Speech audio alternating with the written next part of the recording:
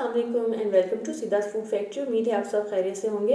आज के ब्लॉग में मैं आपके साथ ओबीसी जूस की रेसिपी शेयर करूंगी। एबीसी जूस तो आपने सुना ही होगा, Apple, beetroot and carrot juice, लेकिन मैं आपके साथ ओबीसी जूस जो है वो बनाकर आपको दिखाऊंगी और मैं आजकल ये बहुत ज़्यादा यूज़ भी कर रही हूँ।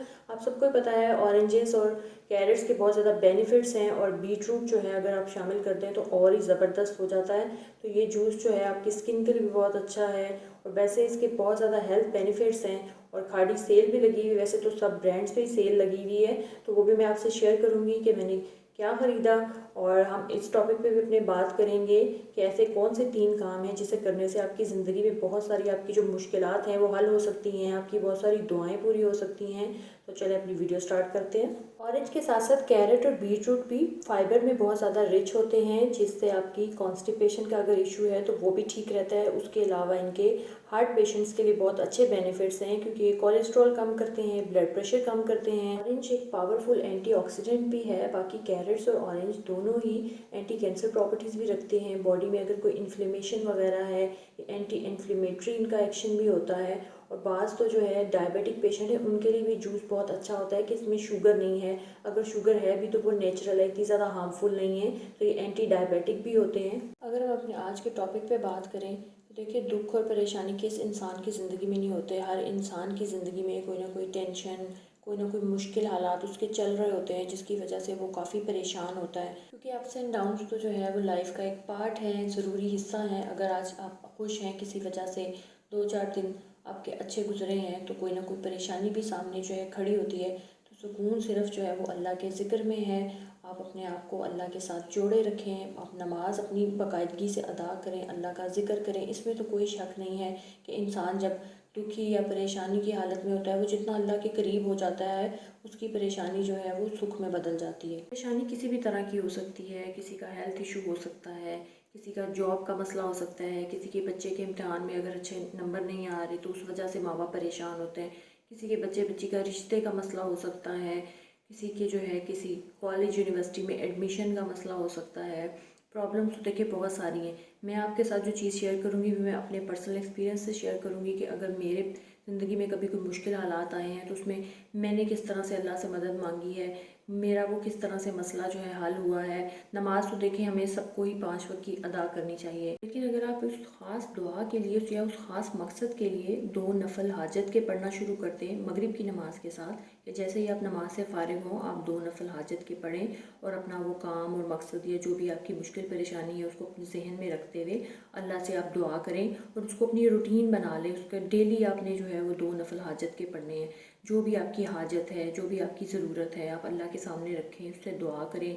तो ये इंशाल्लाह आपकी ज़रूर हर मुश्किल आसान हो जाएगी और आपकी हर दुआ जो है वो पूरी हो जाएगी। कहते हैं ना कि कोई नेकी की बात या कोई अच्छा काम किसी तक आगे जो है वो पहुंचाना भी सदका जारिया होता है। तो ये मेरी फ्रेंड ने मुझे बताया था, वो अपने किसी पर्सनल काम के लिए या किसी ख़ास दुआ के लिए वो ऐसे 2 नफल हाजत के पढ़ती होती थी। देखिए, हम मुसलमान हैं, वैसे तो हमारा पुख्ता यकीन होना चाहिए।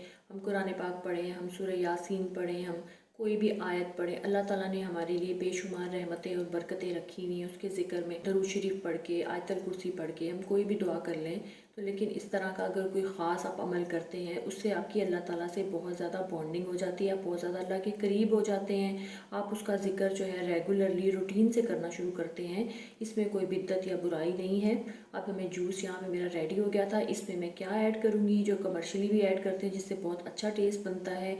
एक तो इसमें मैंने काला नमक ऐड कर दिया है। अब 1 चुटकी के बराबर इसमें मैं सिट्रिक एसिड ऐड करूँगी।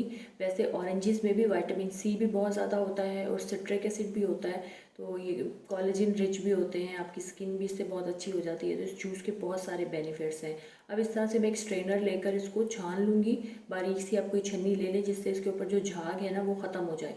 तो इस तरह जूस जब बनेगा ना, इसकी बहुत अच्छी लुक आएगी, जैसे रेस्टोरेंट्स में नहीं सर्व किया जाता, बिल्कुल कमर्शियल रेसिपी होती है, ये उस तरह का बन जाएगा। ये जो सिट्रेट्स होते हैं ना, ये सिट्रिक एसिड होता है, जैसे मैंने ऐड भी किया है, और ऑरेंजेस में भी होते हैं, तो ये आपके किडनी स्टोन्स बनने से रोकते हैं। इसके अलावा ये रिच इन पोटाशियम भी होते हैं। पोटाशियम जब रिच होते हैं तो ये हार्ट इश्यूज़ के लिए, कोलेस्ट्रॉल के लिए और ब्लड प्रेशर को कम करने के लिए बहुत ज़्यादा बेनिफिशियल होता है। जो भी मुश्किल परेशानी होती है वो अल्लाह की तरफ से होती है और अल्लाह ही काटने वाला होता है। लेकिन बाज़ औक़ात लोग इस तरह के आपकी ज़िंदगी में होते हैं जो आपको परेशान कर देते हैं और जज करने लग जाते हैं कि शायद ये मसला आपके साथ इस वजह से हो रहा है या आपको कोई सज़ा मिल रही है अल्लाह की तरफ से। इस तरह के बहुत सारे प्रॉब्लम्स में से एक मसला बेबी का ना होना या बेऔलादी जिसे हम कहते हैं वो इशू भी होता है।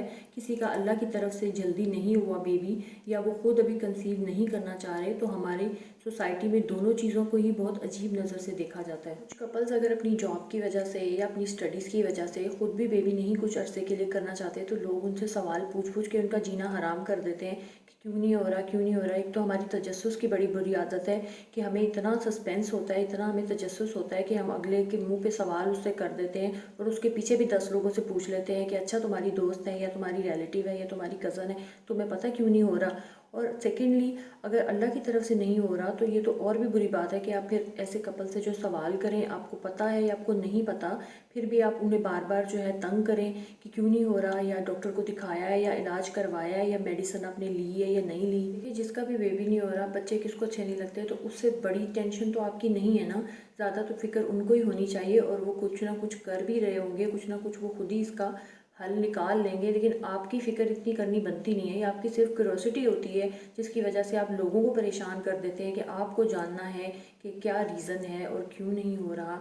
तो ऐसा करने से अगला इंसान जो है वो और ज़्यादा परेशानी में चला जाता है आपके इन सवालों की वजह से। बाज़ औक़ात कोई अपेरेंटली मसला होता भी नहीं है, आप चेकअप्स भी करवा लेते हैं, रिपोर्ट्स भी सब ठीक होती हैं, बस अल्लाह की तरफ से देर होती है। तो मेरी तमाम बहनें जिनका इस तरह का कोई मसला है, जिनके औलाद नहीं हो रही या एक बेबी होने के बाद दूसरा बेबी नहीं हो रहा होता, तो आप अल्लाह ताला पे भरोसा रखें और अल्लाह से इसे दुआ करें। दो नफल हाजत के पढ़ने के साथ साथ आप लोग कसरत से जो है सदका भी दिया करें। वैसे तो हम सदका देते हैं, लेकिन अगर आप ये जहन में रख के कि मैं इस नीयत से इस काम के लिए जो है हर जुमेरात को सदका करूँगी, जो भी आपके जानने वाले हैं, गरीब गुरबा हैं या वैसे भी आप सड़क पे जाएं, जो भी आपको फ़कीर नज़र आए, आप अपना जो है फ़िक्स अमाउंट रखें कि मैंने हर जुमेरात को किसी ज़रूरतमंद को देनी है। तीसरे नंबर पे मैं आपको एक वजीफ़ा बताऊंगी जिसको आपने अव्वल व आखिर 3-3 बार दुरूद शरीफ के पढ़ना है और टोटल आपने उसको 100 टाइम्स यानी कि 100 दफ़ा पढ़ना है। वजीफ़ा कुछ इस तरह से है, या रहमानु या रहीम बिहक्के बिस्मिल्लाहिर्रहमानिर्रहीम, या रहमानु या रहीम